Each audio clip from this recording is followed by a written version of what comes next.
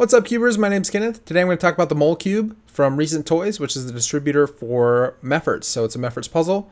Let's open it up. I almost forgot. I've been playing with this puzzle for a while. I'm only unboxing it to show you guys what the box looked like. So here's the Molecube. It's also known as the Sudoku Ball Cube, and it's also known as the 9-color cube. So it's got a lot of names. And by those names, you can probably figure out what the point of the puzzle is. But basically, you have 9 colors. And the point is, instead of a Rubik's Cube where you want to get each side to have the same color, this one you want each side to have all different colors. And so here you can see each color is completely different. If I had 2 reds on this side, it wouldn't be solved. And so you can see this is one of the solved states. It's a pretty challenging puzzle, and it's not challenging because it's hard to move the pieces around, right? It's just a Rubik's Cube. The hard part is to try to figure out where the pieces should go so that it can have 9 different colors on each side. So anyway, let's talk a little bit about the movement of the puzzle. First off, you can tell right away it's got a clicking mechanism. It's a little bit loud for me. It's very clickety.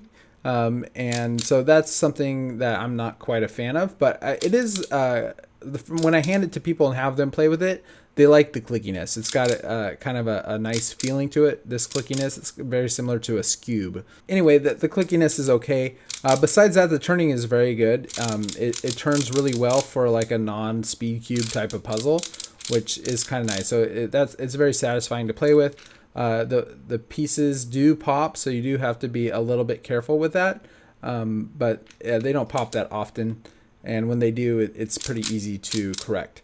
So anyway, let me scramble it up for you now, and we can talk a little more about it. I actually looked up the puzzle on Yap's Puzzles page, and he's the guy that has like all the information, all the math behind each of these puzzles. And there's some cool things about this puzzle.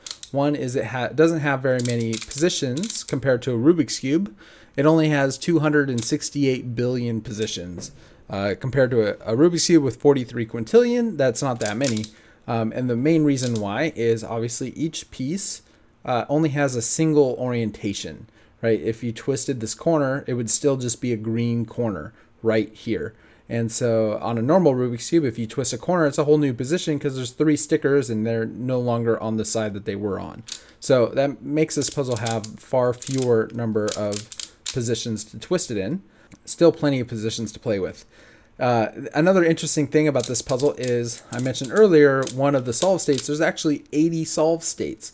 So that's pretty cool too. And on Yap's puzzle page, he describes 3 kind of variants of solve states, which I think is pretty interesting. So the solving of the puzzle is actually really difficult. And obviously there's 2 stages. The first stage is trying to figure out where each piece belongs. And the second stage is actually putting those pieces where they belong. Obviously, the difficulty is trying to figure out where each piece belongs, and there's a lot of problems you have to overcome to figure that out, including many kind of interesting parodies or kind of dead ends that you come across. And so anyway, it's pretty fun. I think I've got a really good solution to it. I can solve it every time, and I know pretty quickly whether or not I'm going down a dead end. And when I say solve it, I mean try to find a new solution or find a solution without having a memorized kind of solve state. Obviously, if you memorize the solve state, if you take a picture of it or a video of it or something like that, and then just solve it directly to that picture that you took, that's very easy, right? There were a few things I wanted to talk about, but if you don't like spoilers or hints, please go ahead and skip ahead. But basically, there are 3 kind of families of colors, and that's the first thing you have to realize. The first family of colors is the 2 green corners.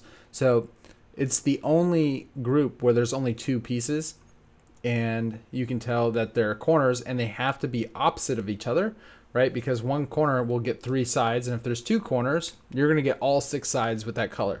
So there's only 2 green pieces, and they have to be on corners if you want to get all the sides of the puzzle.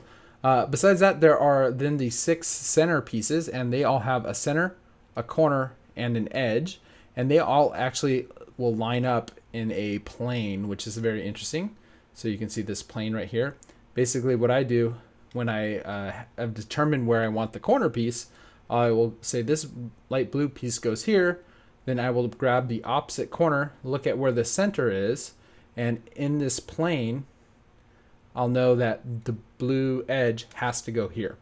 So that's the kind of other group there is, and that works for all the corners. So this orange one, you can see I grab this top corner, find this center, and then go through that corner, and you'll find where the edge belongs, where it has to go.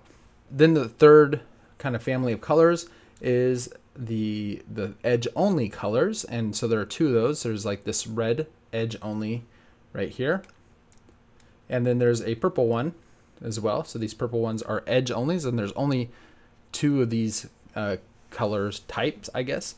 And so and obviously you would need 3 edges, right? So one edge can get 2 sides. There are 6 sides, so you need 3 edges if you have edge only colors. Those are the family of colors. Once you realize that, then it becomes a lot easier trying to figure out where each kind of piece goes. So now that it's scrambled, I think I'm going to give it a solve. Let me continue to hand scramble it. Okay, that's a good hand scramble. And I think I'm going to give it a solve. So on your mark, get set, and go. So now I'm checking for those parities. So I got a corner, the corner's all in a spot I think I like, but I want to check for parities. Okay, the first parity check is done. Now I'm checking for the second one. That one's done as well. So now I can begin solving it, or finish solving it. I guess I've already begun.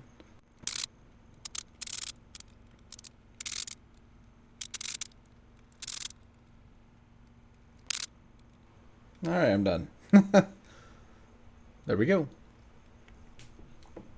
That's pretty much all I had for you guys. I hope you guys enjoyed this video. Definitely leave a comment below and hit the like button if you enjoyed it. And that's it, guys. Thanks for watching. And of course, have a great day.